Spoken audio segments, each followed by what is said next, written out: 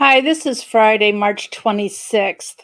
I thought I'd come in with an update for you. My schedule got completely turned around, so I thought I'd just give you a little bit of an update. Wednesday, I saw the doctor, and I actually got good news. I don't need to go back, at least for 6 months, maybe longer. He said that looking at the numbers, because every time I've written down everything I've eaten since I saw him in January. I have written down every time I tested my blood sugar, what the numbers were. I achieved the goal that he gave me, high ringing. I achieved the goal he gave me, which was pre-diabetic stage. He now has given me the normal level numbers, which I already knew and was aiming for. So I'm on my way. He said, I expect you are not and never have been a diabetic. He said, this, I am convinced, was induced by the meds they gave me in the hospital. And he said, I think you're going to be fine. He said, at your age, the most important thing is to build your immunity and to stay healthy. He said, the most important test for you to watch. He said, yeah, keep watching because, I think I need to keep watching my blood levels. He said, I don't even need to test every day. He said a couple times a week would be enough to see how I'm maintaining, especially now that I know, what foods not to eat. He said, the most important thing when you get over into the senior citizen age is a colonoscopy on a regular basis, so you're making sure you don't get colon cancer, and check for, doing checks for other cancers, like, getting mammograms and colonoscopies were the two that he mentioned as being most important. He said, if you do that, I think you are looking at a, good future. So, couple things I wanted to tell you right at the very top of the chat today, also in the description box below, is it's a link to a YouTube video. This was a testimony. There's a doctor at Baylor University in Dallas, the Dallas location. He is the editor for 2 medical journals. He is in his field, he's a cardiologist.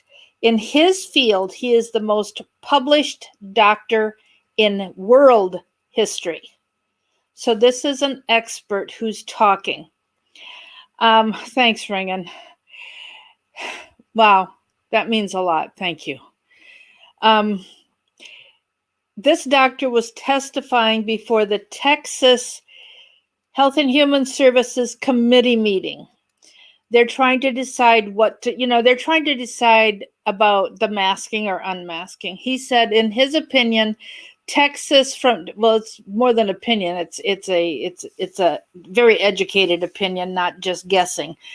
He said Texas at this point has 80% immunity to this illness that has gone around the world. And he said, what we need is herd immunity. We don't need to be stabbing anybody who is healthy. Once you have had it, you have lifetime immunity. And he said, we need to be helping people immediately when they get sick, because by the time you end up in the hospital, you're at death's door. So obviously that's where I was. I don't think I would be here. I don't think, Linda watched the video I sent the video to a couple people, and Diane, I did not send it to you. I'm sorry.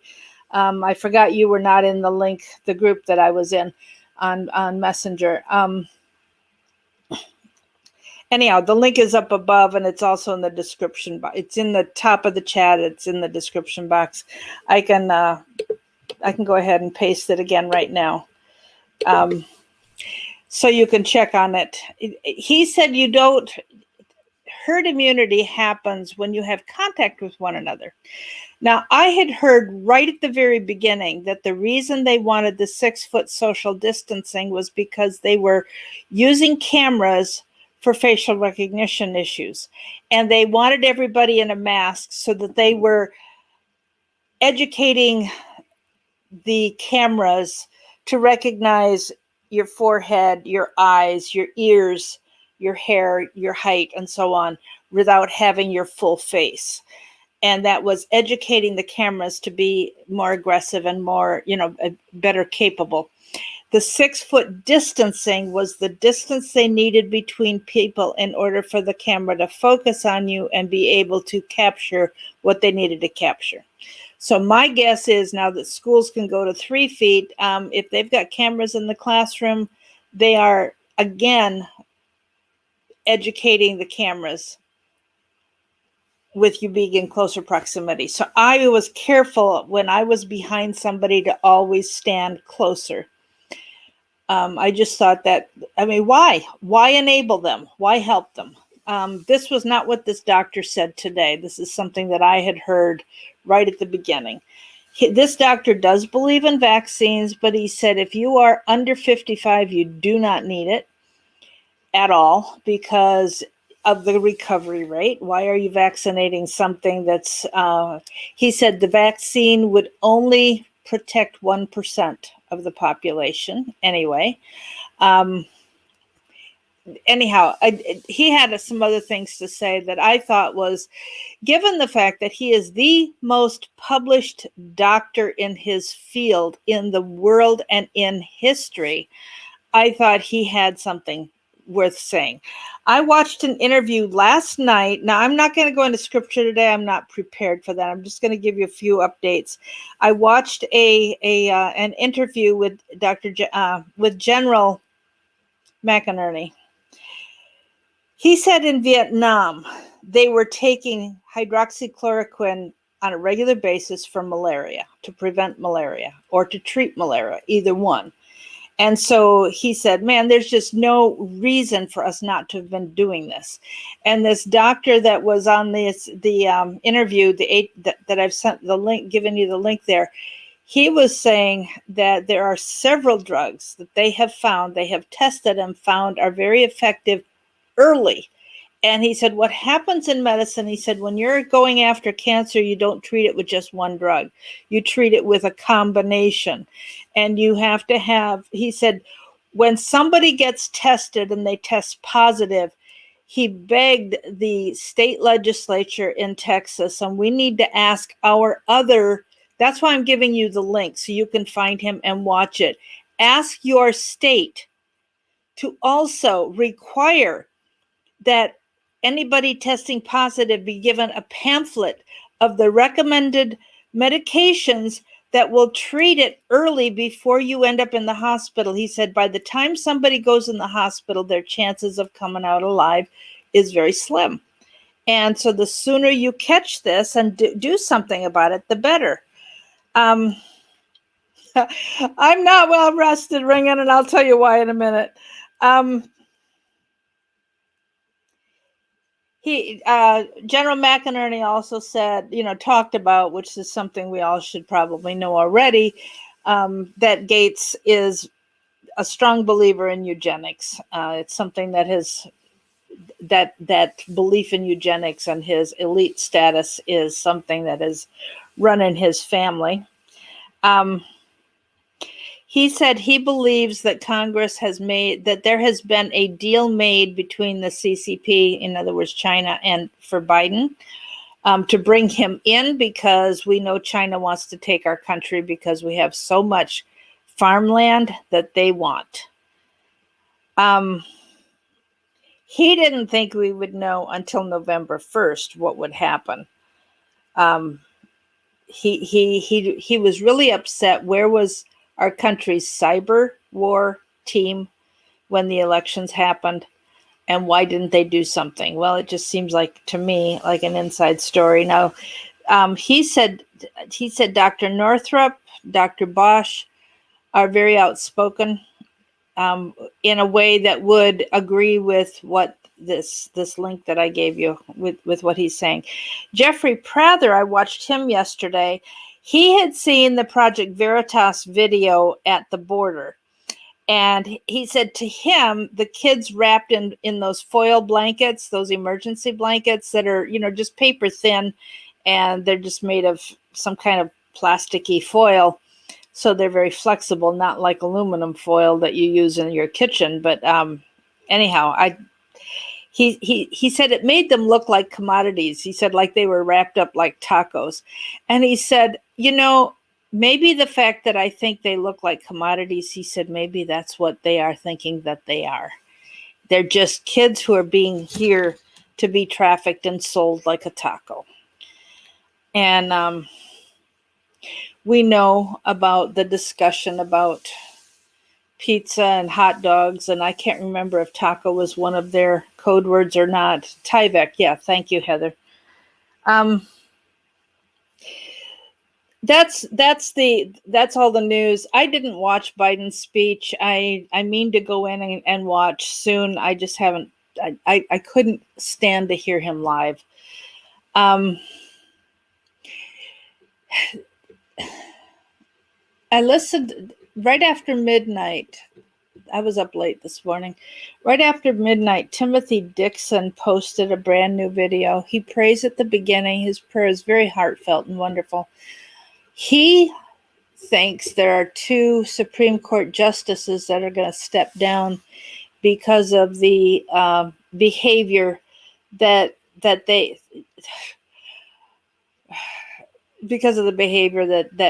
they are caught in. I don't know who that would be, and he indicated it wouldn't be new people, which means it wouldn't be Roberts.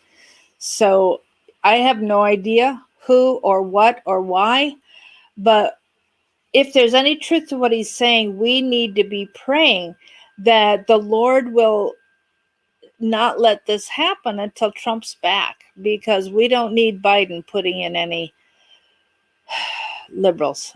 I know Roberts has been caught in all kinds of illegal activity.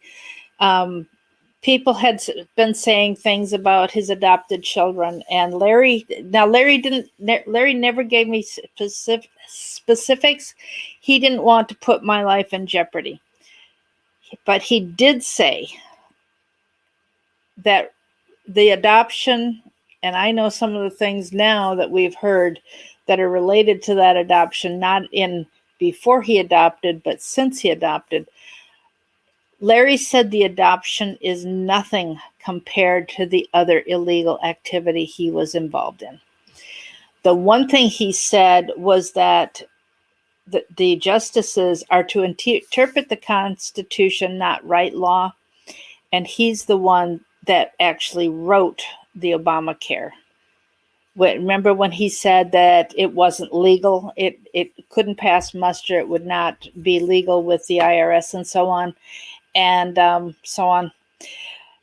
Yeah, I know about all that with Roberts, Heather. This prophecy just made it sound like it was something completely different from that. So I don't know. I have no idea. It'll be interesting to watch and see what happens. There's that woman named Deborah, as well as Hank Kuhneman, who have said that 2 people in the House, and they didn't describe whether that was House of Representatives, Senate, Judiciary Committee, just Supreme Court, or the White House. Just said House. 2 people would die, one in the morning and one late in the same day. I don't know. This is prophecy. We'll soon see.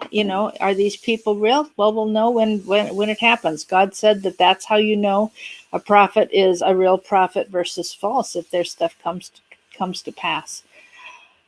So anyhow, Tim Dixon, his thing came out, I think, around 12:30 this morning.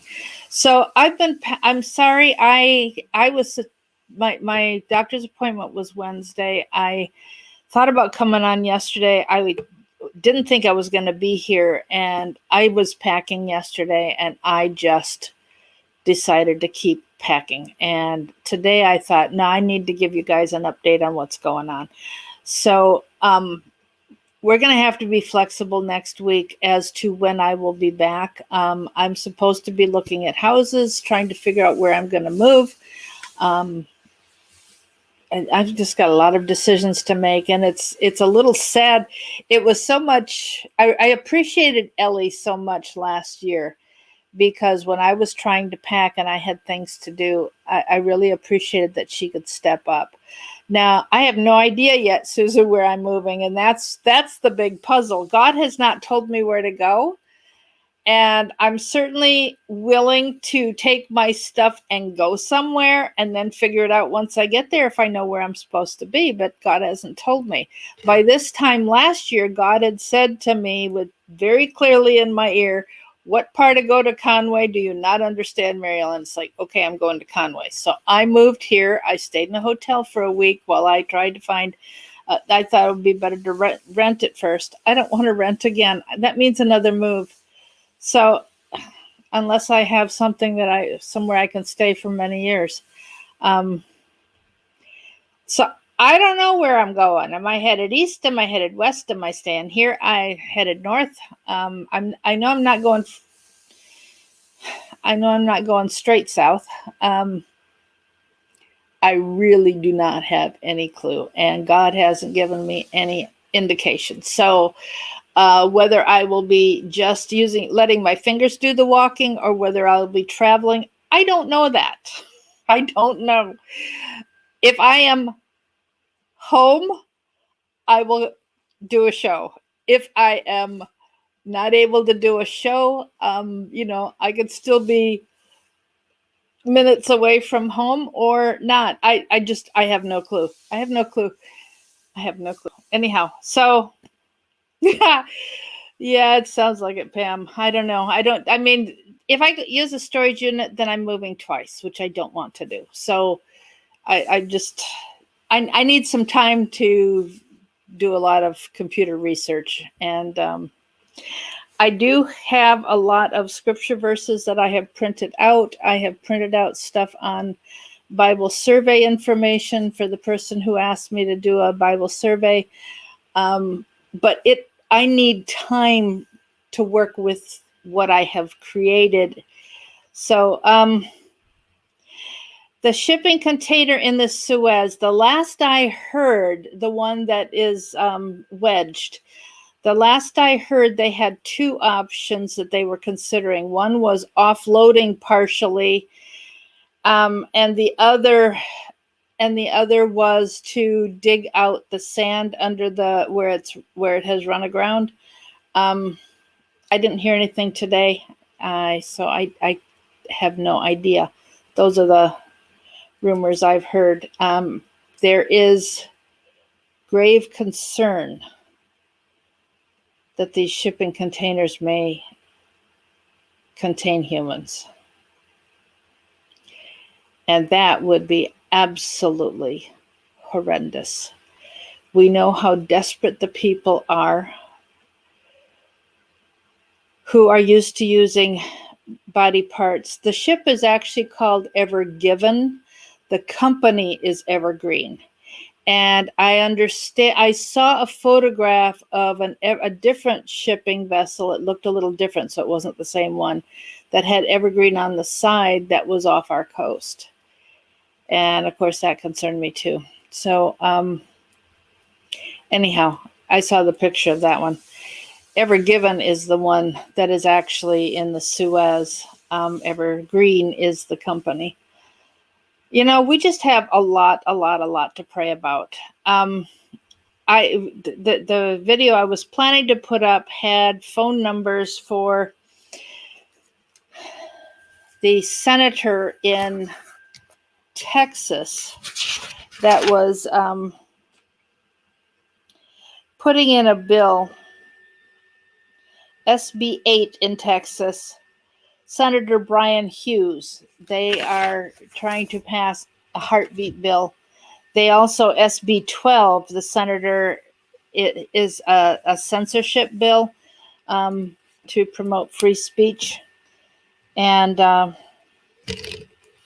had planned to have those in the description box, and I anyhow, it's gone. So I'll have to do that. One other correction I want to make from the last video I did, when I talked about prayer circles, I am not sure prayer circles are biblical.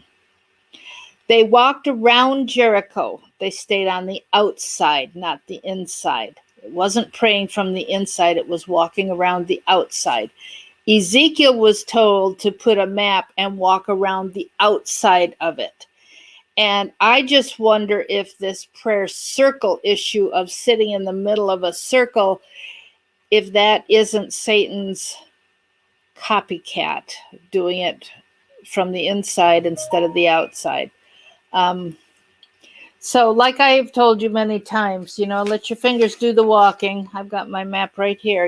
Let your fingers do the walking and circle the Capitol and circle the White House and let your finger walk around if you can't go. I have been to the Capitol and walked around it praying, but you can do a prayer walk with your finger, which is kind of what Ezekiel did. He actually took a map and put it on the ground and walked around it versus using his finger. Oh, Gloria, that your mom is getting better every day in rehab is a fantastic blessing. The advantage of getting this illness, the doctor that testified in the Texas committee today said you now have lifetime immunity and you will not be contagious. So that's the one good thing. God bless her. God bless you, Gloria. Susan, still praying for your mom with her cancer. I know Christian is not here today, but he's got some medical issues of his own, so be praying for him. Yeah, they're putting 3,000 young men in that convention center in Dallas, and now 5,000 at Fort Bliss. I mean, this is just a catastrophe. So, and what is it, like 9% of them are testing positive? They're coming, I mean, and how many things are they testing them for? They've always had people coming in with diseases that we had eradicated in this country. So, whether it's malaria or typhoid or tuberculosis or, anything like that, it's just awful. Thanks for being here. I'm watching the weather because we keep having wave after wave of storms come through, and I don't want to go somewhere in bad weather. And so next week we're going to play each day by ear, and you'll know if I'm here or not because I'll post something that you can open up. So if I'm not here, this is a half hour that you can spend with the Lord yourself. So don't waste the time. Just, set it aside as a fasting off Mary Ellen and time with the Lord instead, okay? Oh, that is really good news, Gloria. That is great news. God bless you all. And today's Friday. Okay. Sunday is Palm Sunday. So rejoice, okay? Let's rejoice this weekend. God bless you. Bye-bye.